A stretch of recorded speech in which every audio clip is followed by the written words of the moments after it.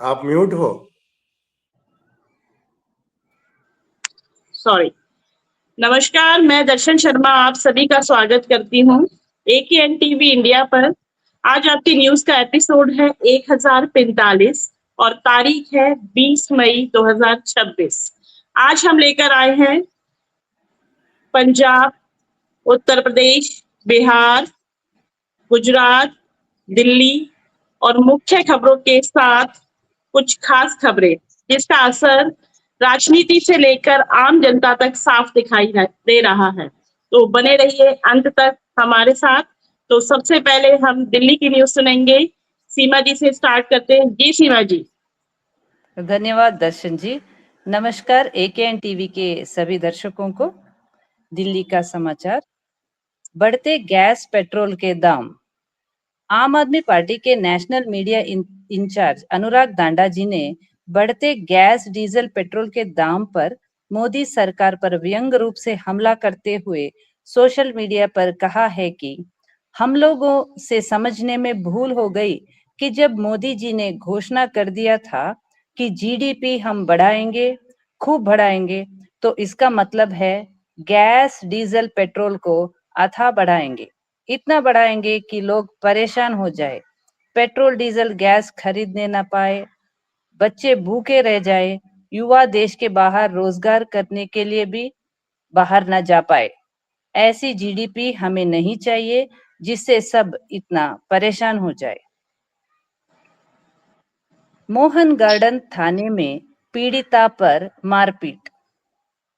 तहलका दिल्ली, इसका एक एक्सपोस्ट है जिसके साथ में एक वीडियो भी सामने आया है। दिल्ली के मोहन गार्डन थाने में खुलेआम अन्याय है।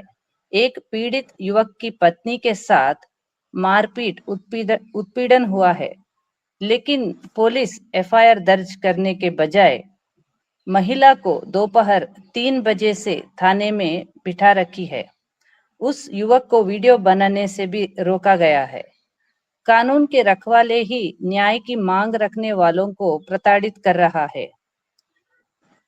इस तहलका दिल्ली जो उन्होंने ये पोस्ट किया है, उन्होंने दिल्ली पुलिस और कमिश्नर ऑफ पुलिस और नेशनल कमीशन फॉर विमेन, इनको भी उन्होंने ये पोस्ट फॉरवर्ड किया है वीडियो के साथ। दिल्ली आबकारी नीति मामला। अदालत दिल्ली के उच्च न्यायालय ने CBI को सूचित किया है कि श्री अरविंद केजरीवाल, मनीष सिसोदिया और दुर्गेश पाठक और बाकी जो इस केस में हैं, उन्हें आबकारी नीति मामला जो जस्टिस स्वर्णकांता शर्मा के समक्ष है, वो अब जस्टिस मनोज जैन को ट्रांसफर हो गया है। दिल्ली की न्यूज बस इतना ही। Over to thank you so much. Thank you so much Seema ji. Delhi से चलते हैं गुजरात, दिलीप सर के पास। दिलीप सर सुनाएंगे गुजरात की कुछ खास खबरें। जी दिलीप सर। जी बहुत बहुत धन्यवाद दर्शन जी। सभी दर्शकों को प्रणाम करते हुए गुजरात की न्यूज की ओर आगे बढ़ते हैं। आज गुजरात में वन नेशन वन इलेक्शन पर चर्चा के लिए आमंत्रित किया गया था आम आदमी पार्टी और सभी यहाँ की पार्टियों को, जिसमें से आम आदमी पार्टी में से हमारे गुजरात प्रदेश के अध्यक्ष ईसुदान भाई गढ़वी, MLA चैत्र वसावा जी, MLA गोपाल इटालिया जी, अनूप जी, सब लोग जो हमारी टीम है प्रदेश की, उन्होंने शिरकत की थी और उन्होंने कहा था, उसमें उनकी बात रखी थी कि ये वन नेशन वन इलेक्शन का ये जो इम्प्लीमेंटेशन है थोड़ा गड़बड़ा जाएगा, क्योंकि यहाँ पे पूरे इंडिया में कहीं ना कहीं सरकार में से MLA की ये सब उनकी खरीद फरोख्त भी चलती है, सरकार भी गिराई दी जा सकती है, कभी भी सरकार गिरा देते हैं ये लोग।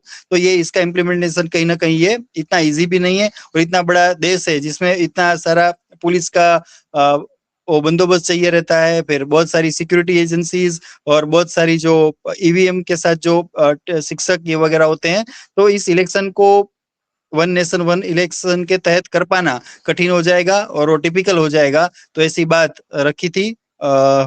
ये एक न्यूज थी। आगे बढ़ते हैं गोपाल इटालिया जी हमारे गुजरात के एमएलए हैं विसावदर से, उन्होंने कहा था कि सही बात है, कहीं भी देश की जब बात आती है तो सारी पॉलिटिकल पार्टियां, सारे नागरिक तैयार होते हैं देश हित में कोई भी इम्प्लीमेंटेशन के लिए, लेकिन ये जो फ्यूल की बचत है वो आम इंसान उतना वेस्ट नहीं करता है, फ्यूल को नहीं बिगाड़ता है। वो भाजपा है जो बड़े बड़े सभाएं करती हैं, उसमें बहुत सारा पावर लग जाता है, तो उसी में ये लोग वेस्टेज कर रहे हैं। तो पहले भाजपाइयों को और पीएम को अपनी रैली कम कर देना और अपना वेस्टेज जो ये लोग कर रहे हैं रैली के स्वरूप में उसको कम कर देना, और वही सही अर्थ में देश सेवा है। पब्लिक तो उतना बिगाड़ती नहीं, वेस्ट नहीं करती है, फ्यूल का उतना खर्च नहीं करती है बिना जरूरत के, तो ऐसा उनका कहना था। आगे बढ़ते हैं, न्यूज मेरे पास है हमारी गुजरात में उपाध्यक्ष हैं गौरी देसाई, उनका ये कहना था, सबको उन्होंने एक ध्यान में बात लाई है कि भाजपा कहती है कि हम बिहार में इलेक्शन होगा, कहीं भी इलेक्शन होता है या फिर आने वाला भी इलेक्शन होगा तो वहां जाके ये लोग कहते हैं कि हम आपको महिला सम्मान निधि देंगे। जैसे बंगाल में भी कहा था, बिहार में भी कहा था, लेकिन गुजरात में 30 साल से इनकी सरकार है, 30 साल से ज्यादा ये लोग यहाँ रूलिंग में है, लेकिन गुजरात की किसी महिला को अभी तक सम्मान निधि ना तो मिली है, ना दिया जा रहा है, ना गैस का सिलेंडर में कोई सब्सिडी दी जा रही है। और बाकी जहां भी इलेक्शन होता है तो वहां ये लोग खुद कर बोलते रहते हैं कि आपको महिला सम्मान निधि देंगे, एलपीजी में कुछ कटौती देंगे, ये सब वायदे करते रहते हैं। और जब विपक्ष ऐसा कोई स्कीम लॉन्च करता है तो कहते हैं फ्री की रेवड़ी है। तो ऐसा दोगलापन भाजपा का भी चल रहा है। तो ये कुछ समाचार थे गुजरात से। जी जी दर्शन जी। जी थैंक यू दिलीप सर, बहुत अच्छी आपने गुजरात की न्यूज सुनाई है।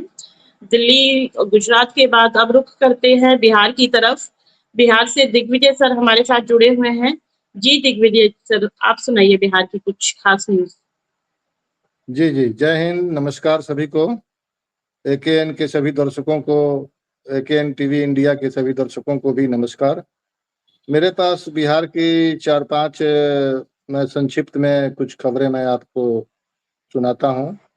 बिहार में पूर्व मुख्यमंत्री नीतीश कुमार को ब्लैकमेल करके और भाजपा ने यहाँ पर एसआईआर करके जो सत्ता हथिया ली है, तो इसमें देखने को मिल रहा है कि सम्राट चौधरी का यही नया बिहार है, जहां बच्चों से छीन गई उनकी पोशाक। ये मामला है सासाराम के एक आंगनबाड़ी केंद्र में बच्चों को नग्न करके उनको उनका पोशाक जो उतरवा लिया गया, तो ये पोशाक छीन रहे हैं बच्चों को। वो वीडियो आया हुआ है, करके उसको दिखाया गया है कि ये बहुत ही शर्मनाक घटना है। और नालंदा में एक स्कूल में मिड डे मील खाने के बाद 60 बच्चे बीमार हो गए, अस्पताल में चले गए। गंभीर रूप से कुछ छात्र उसमें हैं। अभी पूरा मामला अभी सामने नहीं आया है कि कोई बच्चा उसमें डेड ना हो जाए। और एक खबर है, पटना के एक मरीन ड्राइव है जिस पर लोग जाते हैं घूमने फिरने के लिए, वो गंगा नदी के किनारे है। तो वहां पर एक BMW लग्जरी कार में अचानक भीषण आग लग गई और देखते ही देखते पूरी कार आग की लपटों में घिर गई और वहां पर बिल्कुल अफरा तफरी मच गया। ये पटना का न्यूज है। एक और न्यूज है, भभुआ सासाराम में इंटरसिटी एक्सप्रेस में सोमवार को अहले सुबह अचानक आग लगने से स्टेशन परिसर में अफरा तफरी मच गई। आग ट्रेन की जनरल बोगी में लगी, जिसे देखते ही देखते धुआं और लपटें उठने लगी। घटना के समय ट्रेन प्लेटफार्म पर खड़ी थी और बड़ी संख्या में यात्री बोगी में सवार थे। एक और इम्पोर्टेंट न्यूज है कि गुजरात में 26 सांसद हैं, जबकि बिहार में 40 सांसद हैं। गुजरात की संख्या 7 करोड़ है और बिहार की संख्या 14 करोड़ है, जो दोगुनी है। उस हिसाब से यहाँ पर 52 सांसद होने चाहिए। फिर भी गुजरात पर लगभग 4.3 ट्रिलियन रुपए खर्च किए जा रहे हैं, जबकि बिहार को केवल 2.4 ट्रिलियन रुपए मिल रहे हैं, जो गुजरात की जनसंख्या का लगभग आधा है। तो बिहार हिसाब मांगता है कि बिहार को भी कुछ मिलना चाहिए कि नहीं मिलना चाहिए। हालांकि गुजरात में वो पैसा जा रहा हो या बिहार में जा रहा हो, जनता के ऊपर कुछ भी नहीं आ रहा है। वे सारे लूट तंत्र में चला जाता है। Thank you so much. मेरे पास आज इतना ही था। Thank you. Thank you so much Digvijay sir. अब चलते हैं राज सर की तरफ, जो सुनाएंगे हमें कुछ देश दुनिया की मुख्य खबरें। जी राज सर। Thank you. और मैं आवश्यक समाचार सुनाने की कोशिश करता हूँ। आवश्यक समाचार का मतलब न्यूज़ दैट मैटर्स, जो समाचार हमसे छुपाया जाता है। एक रवि किशन नाम का मेंबर ऑफ पार्लियामेंट है, वो एक एक्टर रह चुके हैं, अभी भी शायद भोजपुरी सिनेमा में एक्ट करती है, लेकिन इतना अनपढ़ गंवार है, वो बोल रहे हैं कि हम लोग सब जो है होम फ्रॉम वर्क करना चाहिए। जो मोदी जी ने बताया उनको, वो चीज़ फिर से दोहराने की कोशिश कर रहे हैं, लेकिन वो सही बोल नहीं पा रहे हैं। वैसे लोग हमारे एमपीस बने हैं। एक पीआईएल दाखिल हुआ है दिल्ली का हाई कोर्ट में, इसमें आम आदमी पार्टी को डी रजिस्टर करो बोल के, दूसरा जो है अरविंद केजरीवाल को इलेक्शंस में कंटेस्ट करने की इजाजत मत दो। ये पब्लिक इंटरेस्ट लिटिगेशन दर्ज हुआ है दिल्ली का हाई कोर्ट में। और पीएम मोदी ने हमको बुलेट ट्रेन का एक ख्वाब बताया है, लेकिन आप इस एक वीडियो आया है बाहर, उसमें मई महीने में इसी साल 4 ट्रेन्स का एक्सीडेंट्स हुआ है। ये इतना खतरनाक एक्सीडेंट्स था, डिरेल हो गया है, आग लग गई है, कई सारे लोगों का जाने गए हैं। हमारे भारत में कई सालों से ज़्यादातर लोग जो है ट्रेन में सफ़र करते हैं। हमको बुलेट ट्रेन की ज़रूरत नहीं है।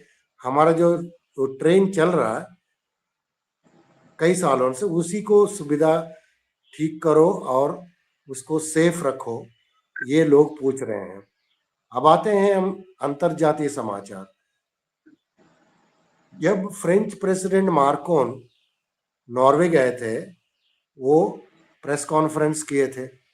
कोई भी आता है, विदेश जाते हैं, नॉर्वे हो अमेरिका हो, वो हेड ऑफ द जो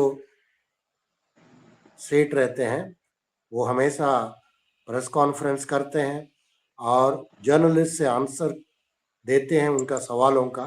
लेकिन एक हेड ऑफ द नेशन ऐसा है, पिछले 12-13 साल से एक प्रेस कॉन्फ्रेंस भी ना भारत में किया है ना बाहर किया है।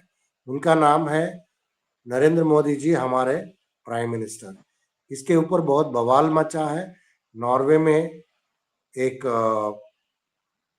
महिला पत्रकार ने ये चीज़ पूरा दुनिया को बताया कि मोदी जी जो है सवालों का जवाब दे ही नहीं सकते हैं।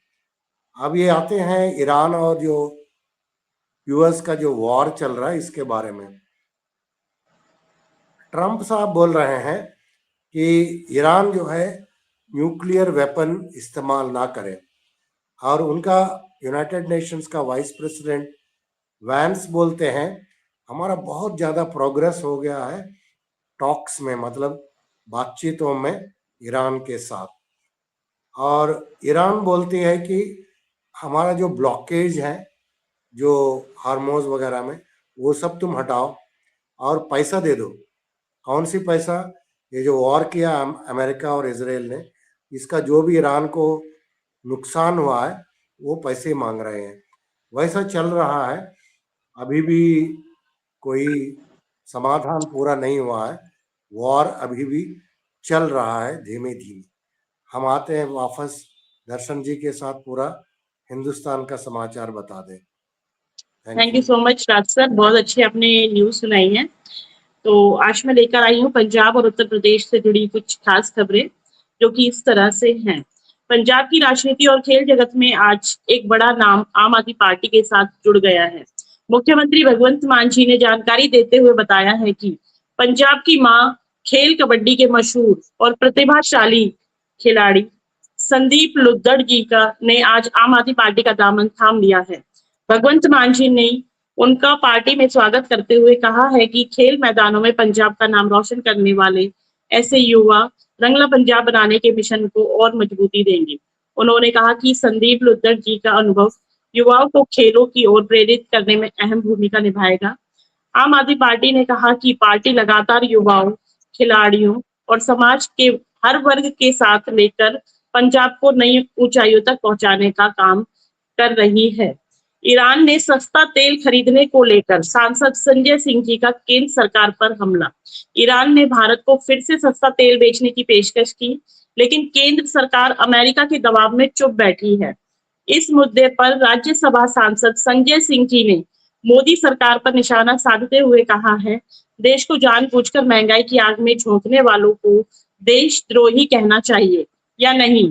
ट्रंप ने मत डरो मोदी जी, दिखाओ अपना 56 इंच सीना। उन्होंने कहा कि जब चीन ईरान से तेल खरीद सकता है तो भारत क्यों नहीं। अगर सरकार में हिम्मत है तो ईरान से सस्ता तेल खरीद कर जनता को सस्ता पेट्रोल, डीजल और गैस उपलब्ध कराई जाए। कैराना मामले में योगी सरकार पर बरसे संजय सिंह जी।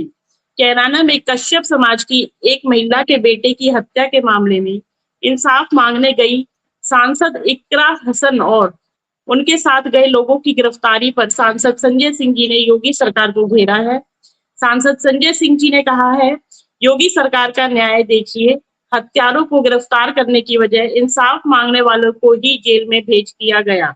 यही है डबल इंजन का राम राज्य। उन्होंने आरोप लगाया कि उत्तर प्रदेश में पीड़ितों को न्याय नहीं बल्कि आवाज उठाने वालों को दमन मिल रहा है। तो ये थी आज की कुछ खास न्यूज और तो देखते रहिए एकेएन टीवी इंडिया। आज के लिए बस इतना ही। अंत तक जुड़े रहने के लिए आप सभी का बहुत बहुत धन्यवाद। मैं दर्शन शर्मा कल फिर मिलूंगी आपसे इसी समय। Thank you so much.